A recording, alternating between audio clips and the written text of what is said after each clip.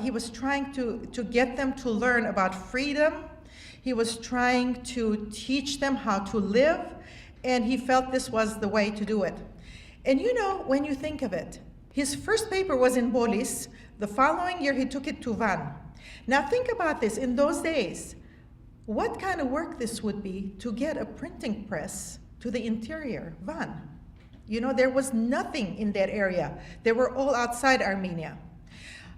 You have to think about the printing press. You have to think he has to start from scratch. The letters, the characters have to be made there.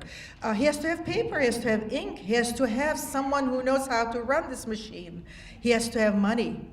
And you can see in his writings, he's trying to get money from here and there. And he was very resourceful, and he would do anything for the people. That's why they loved him so much. I'm going to tell you a story that I read about him that tells you about his way of thinking, and that gives you an idea as to what things he was writing in this paper. And this is a very touching story, a fun story too. He was the Vanahair. Vanahair is the abbot of, I think he was in Van at the time.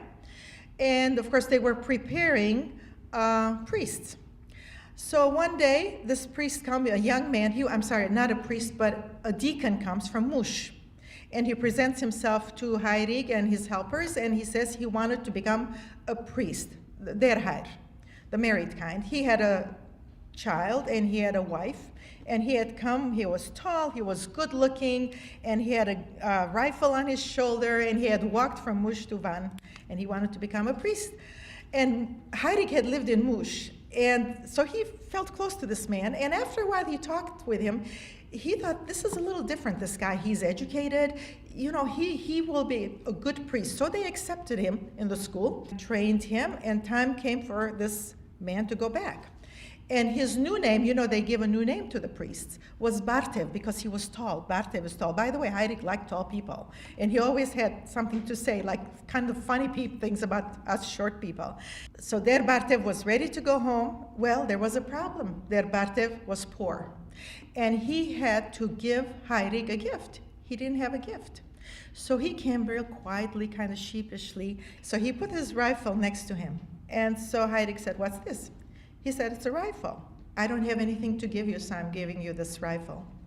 And so Hayrig said, why did you have this rifle?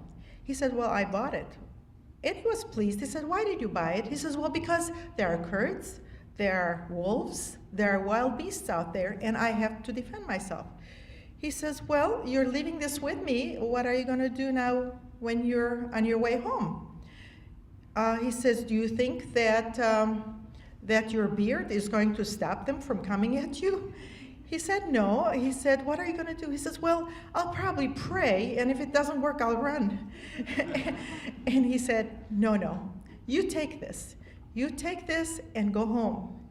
And one day, when there's no Kurd, when there's no wolf, and when there are no beasts, you come back, bring this rifle with you, and Hayrig and you will go down to the market, we'll sell it, and we'll buy a plow for your son.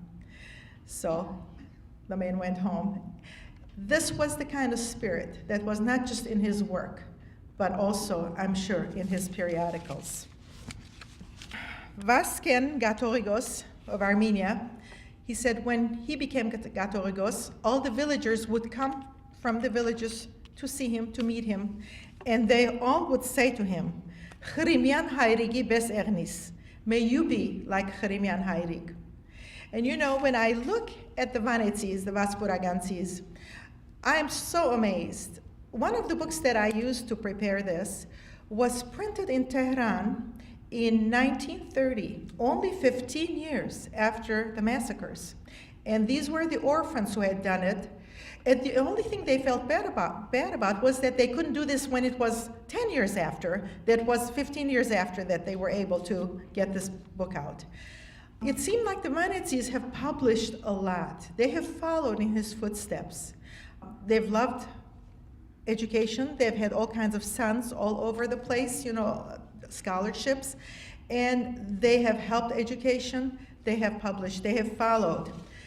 There aren't that many, and look what they have done. Look what you have done. You have, you know, just like him. It didn't matter if he didn't have enough, he did it anyway. And that's what you have done.